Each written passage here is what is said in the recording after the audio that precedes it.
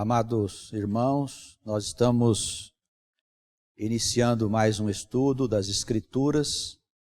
É uma alegria muito grande para nós estarmos congregados, os nossos queridos aqui presentes, os irmãos das outras comunidades que recebem esta palavra e os nossos amados que habitualmente acompanham as nossas transmissões. Que o bom Deus possa nos abençoar a todos e nos dar segurança em dias tão turbulentos. Que a paz do Senhor Jesus, ela esteja nos nossos corações, hoje e sempre.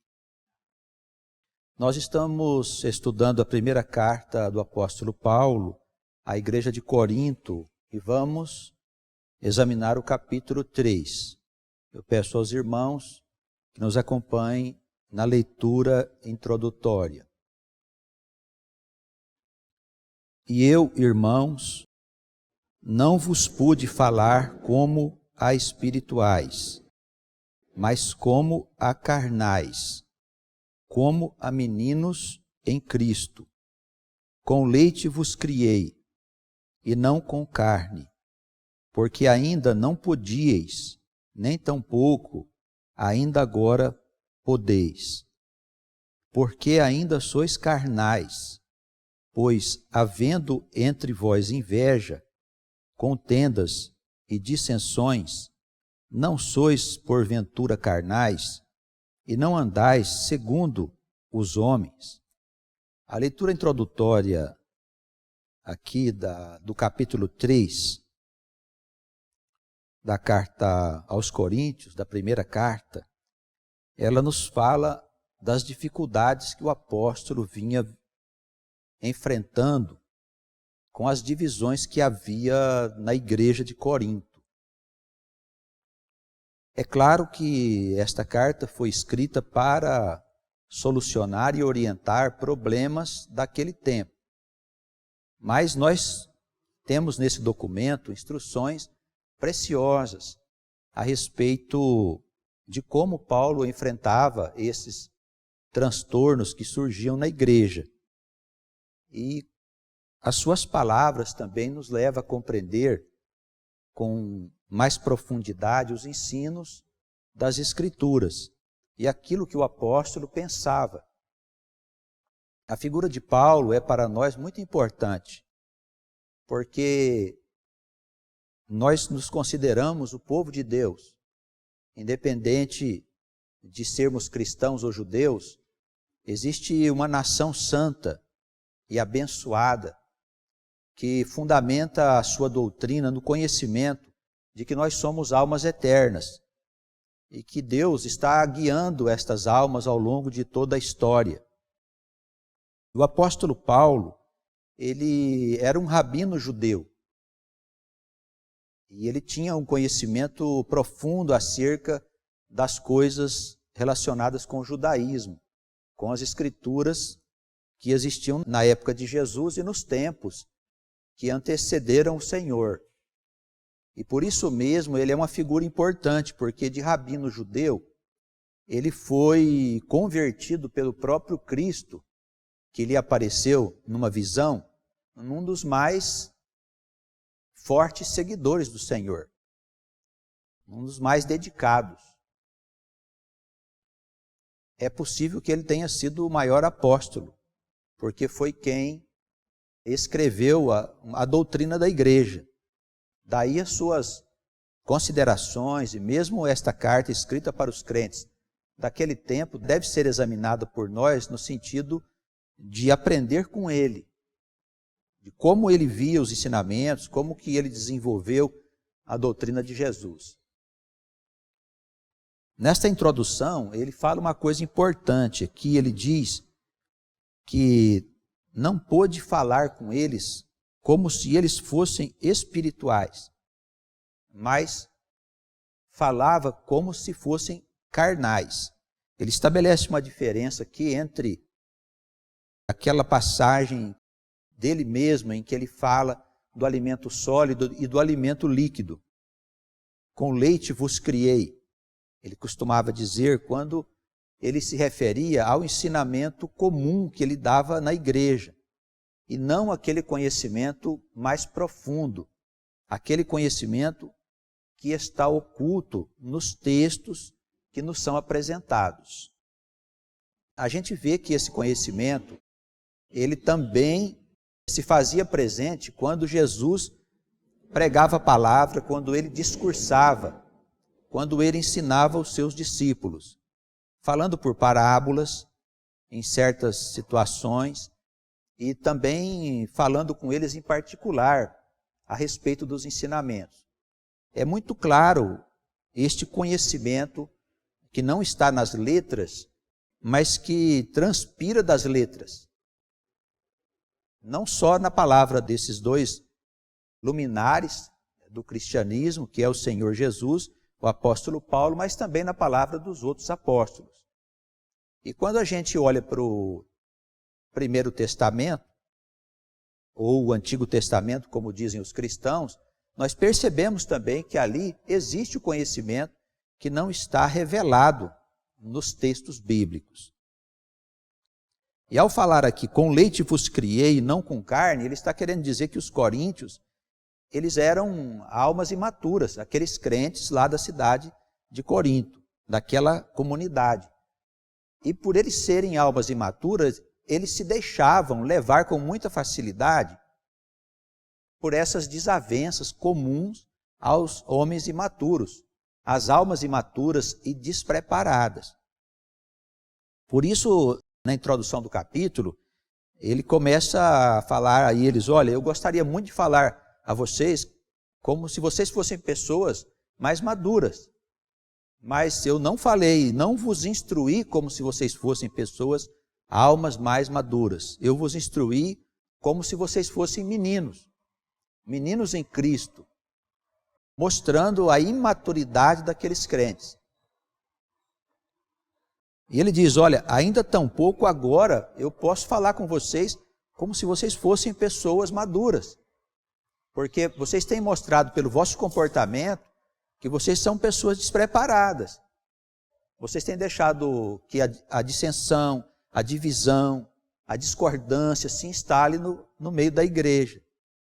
Nós precisamos entender essas coisas, porque na forma como nós anunciamos a palavra, quando nós estamos falando de Deus, falando do Evangelho, falando dos ensinamentos, para pessoas com quem a gente convive, ou pessoas que a gente conhece e quer anunciar essas boas novas, nós temos que considerar que existem esses dois tipos de crentes, ou dois tipos de almas. E nós estamos falando aqui daqueles que têm interesse pela palavra. Não estamos falando de almas materialistas, de pessoas que ainda não chegaram a se interessar pelos ensinamentos, mas sim de almas que se interessaram. Essas, elas se dividem em dois tipos. Almas mais maduras, capazes de compreender os ensinamentos mais profundos, e almas imaturas.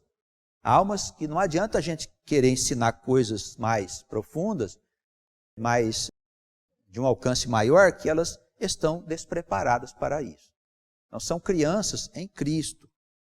E isso a gente percebe até na igreja, dentre os irmãos.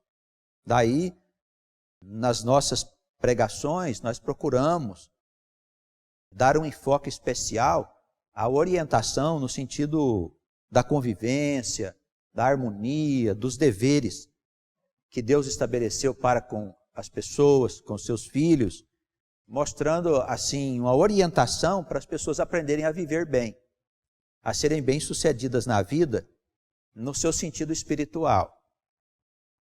No estudo é que nós aprofundamos um pouco mais os ensinamentos, falando desta doutrina que está escondida nos ensinamentos bíblicos. Esta introdução é importante para nós sabermos que existem mesmo diferenças de almas. E se isso é verdade, e tudo indica que sim, nós precisamos ter cuidado no manejo da palavra. Começando por oferecer às pessoas o leite, uma palavra mais de natureza moral, no sentido de convencer a pessoa que viver com Deus é melhor, muito melhor do que viver sem Ele, porque tem o poder de Deus guiando a vida. Começamos com leite, com uma orientação mais branda, para conquistarmos aquele coração, para vermos se ele mais tarde pode comer algo mais sólido, mais consistente em termos de ensinamentos. Seguindo com a leitura, que a partir do versículo 4, ele aborda a presença de Apolo. Houve lá uma divisão entre os adeptos de Paulo, os que gostavam dele, os que gostavam de Cefas, que era Pedro, e aqueles que gostavam de Apolo, que era um pregador muito eloquente, e tinha uma formação alexandrina. Então ele falava muito de filosofia e tal, e o pessoal gostava. E ele faz essa abordagem porque Apolo acabou sendo um elemento que causou transtorno lá nesta igreja de Corinto. Os estudiosos não gostam muito de falar sobre isso, mas a gente percebe nas entrelinhas deste capítulo que ele faz uma admoestação a Apolo. Segue o texto no versículo 4. Porque, dizendo um, eu sou de Paulo, e outro, eu sou de Apolo, porventura não sois carnais? Pois quem é Paulo e quem é Apolo, senão ministros, pelos quais crestes, e conforme o que o Senhor deu a cada um? Eu plantei, Apolo regou, mas Deus deu o crescimento. Por isso, nem o que planta é alguma coisa, nem o que rega, mas Deus que dá o crescimento. Ora, o que planta e o que rega são um, mas cada um receberá o seu galardão segundo o seu trabalho. Ele começa aqui agora a falar sobre a tarefa de cada um membro da igreja. Ele quer dizer que cada um tem uma tarefa, mas que é Deus que promove tudo em todos. Ele usa aqui essa comparação de um plantio. Ele diz, olha, eu plantei, o outro regou, mas quem dá o crescimento é Deus. Então nós fazemos a nossa tarefa, evidentemente participamos da obra de Deus, mas quem realiza a obra é o Espírito do Pai. Em todas as coisas que nós fazemos, o Espírito do Pai, ele está presente em nós, porque é o Pai que nos dá o pensamento, é o Pai que nos dá o raciocínio, Ele que nos dá a criatividade, Ele que nos dá todas as coisas. Nós poderíamos até ter todas essas coisas, mas destituídos da presença de Deus, nós não faríamos coisa alguma que se aproveitasse, e obra nenhuma que permanecesse para sempre. Porque se fazemos uma obra em Deus, ela permanece para sempre. Se a nossa obra é destituída da ideia, da presença de Deus na nossa vida, na nossa mente, nas coisas que nós fazemos, essa obra ela se desfará, se for destituída. Se nós considerarmos o Senhor, esta obra permanecerá para sempre. Por isso ele usa aqui essa comparação, dizendo, eu plantei, Apolo regou, mas Deus deu o crescimento. Por que ele plantou? Porque ele tinha ido lá na igreja, estabelecido a base da comunidade, fomentado a comunidade, estabelecido um critério. E o Apolo chegou lá com um discurso um tanto diferente, e isso começou a mudar a característica da própria comunidade. Então Apolo chegou como se ele fosse fazer uma outra tarefa, influenciou a comunidade. Por isso ele fala, eu plantei e o Apolo regou, mas Deus deu o crescimento. Irmãos, nós precisamos entender este Deus que está em todas as coisas, que está em todos os processos da vida, inclusive no sofrimento do homem, nas guerras, nas injustiças. É um Deus que está em todos os lugares. É um Deus que está promovendo a vida. Nós ainda não entendemos muito bem a questão do bem e do mal, da luz e das trevas, porque, segundo o ponto de vista tradicional da teologia, o sofrimento do homem seria uma obra do diabo, um anjo que teria se revoltado contra Deus e criado esta grande confusão no universo. Mas as Escrituras, elas não chancelam, elas não apontam para este rumo. Ao contrário, elas dizem que Deus, ele promove o bem e o mal.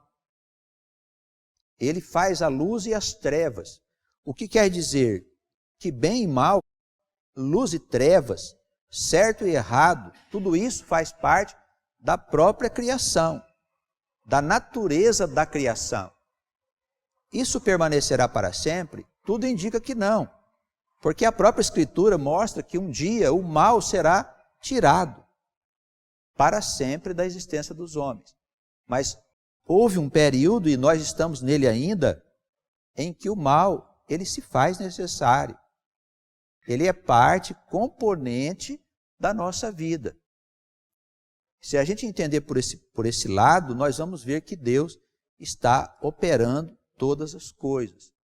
Nós temos que crer neste Deus e saber que tudo vai dar certo, que todas as coisas vão correr bem, porque elas estão acontecendo dentro de um projeto do próprio Criador. E a mente de Deus, que se manifesta no Verbo, que se fez presente aqui, nesse mundo, na pessoa de Jesus, ela está governando todas as coisas. A natureza, as entranhas da terra, os fenômenos naturais, todas essas coisas estão sob o domínio de Deus, da mente de Deus. Nós não precisamos ficar preocupados com isso. Vai acontecer uma coisa que não está sendo esperada, pode acontecer uma destruição que foge ao controle de Deus? Absolutamente. Tudo está no comando da mente de Deus. Por isso, Deus é que dá o crescimento e promove todas as coisas. No versículo 8, o apóstolo, aqui no finalzinho, depois de falar do plantio, da rega, ele diz que cada um recebe o seu galardão de acordo com o trabalho que foi feito. Então, cada membro do corpo do Cristo, e nós não estamos dizendo aqui apenas a igreja, mas a própria humanidade, um dia salva, liberta do pecado, cada membro desta comunidade, ou desta igreja, ou da igreja do Senhor, tem uma tarefa a desempenhar. E não só na igreja, mas também em todas as tarefas da nossa própria vida. As mães, ao cuidar dos filhos, os pais, ao zelar dos filhos, as almas que foram enviadas por Deus para que elas possam ser cuidadas por nós, instruídas devidamente, corrigidas por nós, para que elas andem nesse caminho, no caminho da luz. A nossa preocupação com os nossos pais terrenos, as nossas obrigações como profissionais que nós somos, as muitas tarefas que os profissionais desempenham, elas precisam ser feitas no âmbito de uma ética de natureza espiritual. Quer dizer, nós precisamos ser honestos em todas as coisas, atenciosos em todas as coisas. Tudo isso que nós fazemos, embora nem sempre esteja dentro da igreja, mas são missões que nós estamos desempenhando.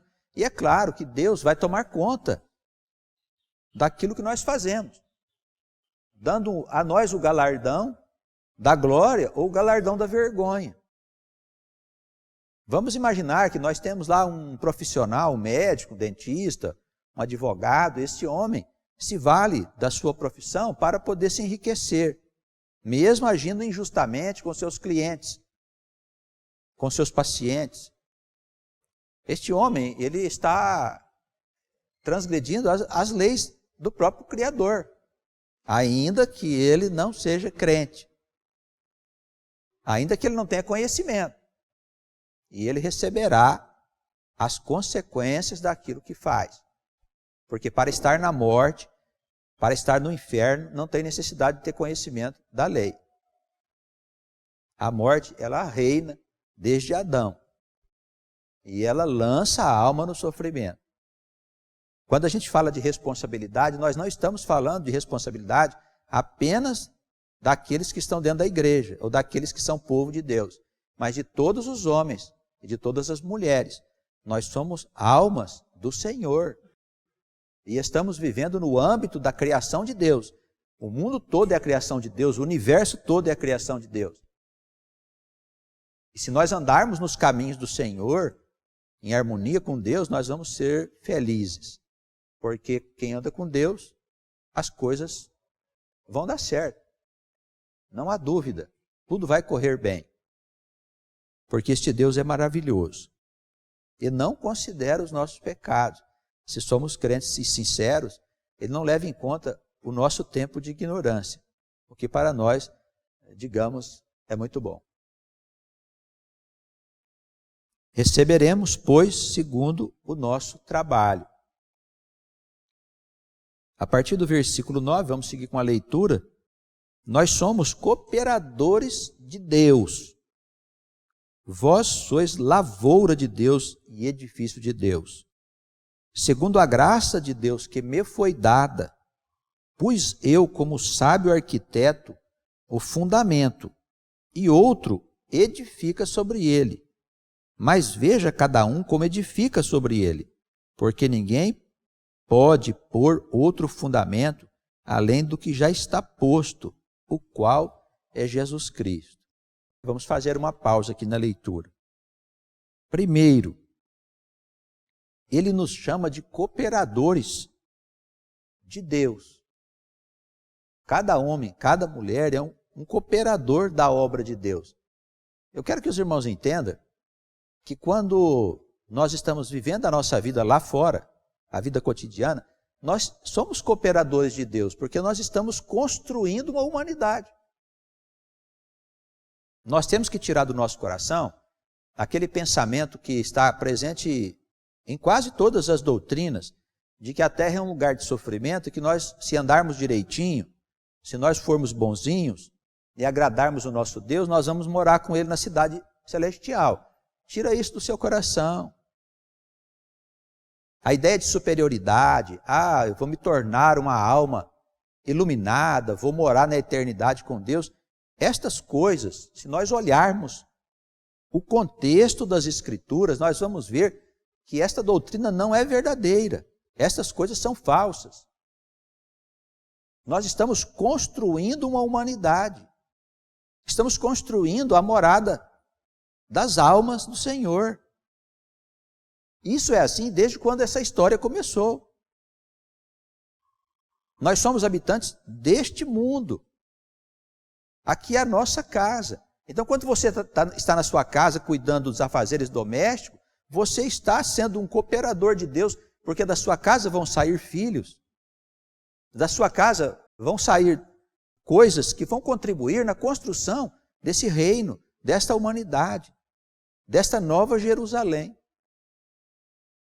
A Jerusalém que é projetada no céu e se faz materializada na terra.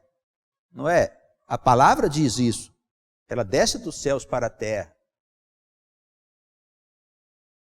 Se nós olharmos por esse ponto de vista, irmãos, nós vamos deixar de ser crentes de aparências, que só se comportam dentro da igreja e lá fora vivem uma vida totalmente desligada do nosso Deus. Em todas as coisas que nós formos fazer, nós precisamos estar pensando que aquilo é uma colaboração ao reino. Vou citar um exemplo. Eu vi hoje uma pesquisa em que em cada 10 homens, apenas 3 homens ajudam suas esposas nos afazeres de casa. Eu espero que os crentes não estejam no meio dessa estatística, porque todo homem deve colaborar com a sua mulher na manutenção do lar, em todas as coisas, arrumando cozinha, ajudando a limpar a casa, por que não? Mesmo que a mulher só cuide da casa. Trata-se de uma colaboração do homem, porque a vida é comum, não tem homem e mulher, é um corpo só, ou não é? Se não for, o Gênesis está errado. Porque o homem se une à sua mulher e vira um corpo só. A colaboração é mútua. E quando nós estamos ajudando nos afazeres de casa, nós estamos sendo cooperadores de Deus na construção da nova humanidade. É assim que nós precisamos viver. no trânsito. Não podemos passar no sinal vermelho, porque estamos transgredindo as leis que o Criador estabeleceu para que houvesse uma ordem no trânsito. Embora o homem pense que foi ele que criou as leis, não, foi Deus que criou através do homem. É um Deus que vive em nós. Quando fazemos essas coisas, não estamos colaborando com a obra de Deus. É um Deus que precisa ser experimentado, vivenciado em todas as circunstâncias e momentos. Se for dessa maneira, nós não vamos viver desonestamente. Se for desta maneira, nós não vamos viver sem o amor de Deus. Ele estará sempre presente na nossa vida. Somos, pois, cooperadores deste Deus. Quem que coopera? É quem ajuda na construção do reino. Ele diz, vós sois lavoura. Por que lavoura? Porque Deus planta em nós as boas coisas. No terreno do nosso coração, para que essas coisas possam dar bons frutos. Nisso se fundamenta a parábola dos talentos. Eu te dei talentos, você multiplicou os talentos? Nós somos varas, segundo o Evangelho de João, que está dando frutos, ou não estamos dando frutos. Seremos varas cortadas e jogadas fora, jogadas no fogo, jogadas para ser queimadas, consumidas, se nós não produzirmos. Então, ao dizer que nós somos lavouras, ele quer dizer que nós somos o terreno aonde Deus planta as boas coisas em nós, para que estas coisas possam dar bons frutos. Daí ele começa aqui, no meu ponto de vista, eu posso estar enganado, porque alguns estudiosos acham que não, mas no meu ponto de vista, e essa é a minha opinião pessoal, eu acho que ele começa aqui a puxar a orelha do Apolo.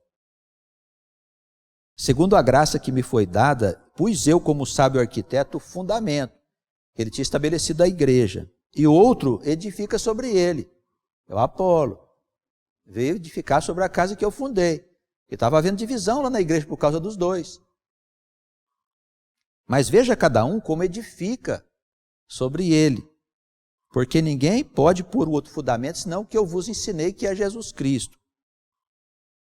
Ele começa aqui uma nova fase de esclarecimento. Vamos acompanhar a leitura. Se alguém sobre este fundamento formar um edifício de ouro, prata, pedras preciosas, madeira, feno, palha, a obra de cada um se manifestará. Porque ele estabeleceu uma coisa, o Apolo estava lá fazendo outra. Ele diz, olha, cuidado com o edifício que você estabelece sobre o fundamento que eu pus aí na igreja. A obra de cada um se manifestará. Na verdade, o dia declarará. Porque pelo fogo será descoberta, e o fogo provará qual seja a obra de cada um. Se a obra que alguém edificou nessa parte permanecer, ele receberá galardão. Se a obra de alguém se queimar, ele sofrerá prejuízos, detrimento. Então, o que ele quer dizer? Olha, cuidado com o edifício que nós estamos trabalhando. Ele diz também aqui no versículo 9, depois que ele falou que nós somos lavoura, ele disse, vós sois edifício de Deus. Quer dizer, somos uma casa que está sendo construída. Para quê? Para a morada do Deus vivo. Será que essa morada é futura? A gente vai ver que não. Ele fala aqui que Deus já está habitando em nós. E não poderia ser de outra forma. Se alguém construir um edifício sobre a obra e fundamento que já foi posto, que é Jesus Cristo, essa obra será provada pelo fogo. O que quer dizer isso? Pelas provações, pelas dificuldades oriundas desta prova, né? Desta obra que a pessoa fez e a prova que ela tem que passar para ver se a obra é verdadeira. Embora ele não condene o Apolo absolutamente, ele diz, olha, o que ele está colocando aí vai ser provado. se for verdadeiro, receberá galardão. E se não for verdadeiro, sofrerá prejuízo. Mas esta pessoa que sofreu prejuízo será salva. Todavia, como que pelo fogo. Então, o fato da pessoa errar não significa que ela será condenada. Mas Deus vai criar situações para que aquela alma possa ser novamente conduzida ao caminho da verdade. Os irmãos se lembram de uma passagem de Paulo em que ele diz de Alexandre, o latoeiro, que ele vinha fazendo muitos males a ele. E há uma passagem também em que havia ali uma situação de adultério na igreja, em que ele diz para que seja entregue a alma daquela criatura ao Satanás, para que no dia do juízo ele tenha a oportunidade de ser salvo. Então, como que Paulo diz para entregar uma alma a Satanás? Porque pelo sofrimento a alma será recuperada. Deus irá criar condições para isso. Essas coisas, elas não são possíveis apenas para aqueles que ainda, segundo a teologia tradicional, pensam que a alma só passa pela vida uma vez. Isso não é verdade. A alma, ela foi criada quando o universo foi criado. Ela transita pela história trabalhando na construção do mundo novo, da casa onde as almas vão habitar, a nova humanidade, uma civilização verdadeira, sem os males que existem nessa civilização ainda selvagem. Não se pode chamar o mundo terreno de hoje de civilização. É um mundo semi-selvagem. Tem alguns sinais de civilização, mas não é ainda aquilo que Deus deseja fazer deste mundo. Para todo erro existe uma saída, pelo fogo, ou a alma ela é entregue a Satanás para que ele possa desgastar a vida corporal, as vaidades da alma, e ela possa encontrar o caminho da verdade. Veja o que ele diz no versículo 16. Não sabeis vós que sois o templo de Deus e que o Espírito de Deus habita em vós? Não é que o Espírito de Deus vai habitar em vós. Ele está falando no presente, não é no futuro. Nós precisamos considerar que o Espírito de Deus já habita em nós. E saber que isto é maravilhoso. De onde provém todo o bem que nós fazemos? De Deus, não é? E do mal que nós fazemos? Das tentações que estão presentes no mundo. O apóstolo diz que já não está mais em nós. Nós precisamos lutar contra as potestades do ar, que são os espíritos malignos, os demônios que nos induzem ao pecado, a ver coisas equivocadas, a fazer coisas que não convêm. Mas o Espírito de Deus, ele habita em nós. Para aqueles homens lá de Corinto, da igreja de Corinto, que eram homens que comiam um alimento ainda leve, que não podiam ter acesso ao conhecimento, ele fala que o Espírito de Deus já habitava no coração deles. E depois de tanto tempo, e depois de tantas coisas novas que o Espírito trouxe a nós, hoje, vamos pensar que Deus vai morar em nós no futuro? Não, o Senhor já habita no nosso coração. Com certeza, eu creio. Se alguém destruir o templo de Deus, Deus o destruirá. Porque o templo de Deus, que sois vós, é santo. Ninguém se engane a si mesmo. Se alguém dentre vós se tem por sábio neste mundo, faça-se louco para ser sábio, porque a sabedoria deste mundo é loucura diante de Deus, pois está escrito: o Senhor apanha os sábios na sua própria astúcia. E outra vez, o Senhor conhece os pensamentos dos sábios que são vãos. Ele faz aqui uma comparação aos sábios das coisas de Deus com os sábios das coisas do mundo. Que nós não sejamos sábios segundo o ponto de vista do mundo, mas segundo o ponto de vista de Deus. Que nós não sejamos sábios em nós mesmos. Que todo o conhecimento que nós estamos adquirindo e todas as coisas que nós estamos entendendo, que nós possamos acreditar a presença de Deus na nossa vida, na nossa mente, no nosso coração, nos trazendo essa sabedoria que é a sabedoria eterna. Porque os sábios deste mundo não possuem a verdadeira sabedoria. Que Deus possa nos conceder, nos entregar esta sabedoria, porque nós somos a morada do Deus vivo, o templo do Deus vivo, e assim nós precisamos viver. Irmãos, se nós somos mesmo a morada do Deus vivo, como é que nós vamos abusar do nosso corpo, que é um templo? Como vamos entregar-nos à bebida, às drogas, à pornografia, a todas essas coisas loucas que não passam de prostituição das coisas divinas? Como que nós vamos nos entregar a essas coisas se o Espírito de Deus habita em nós? Seremos tentados? Sim.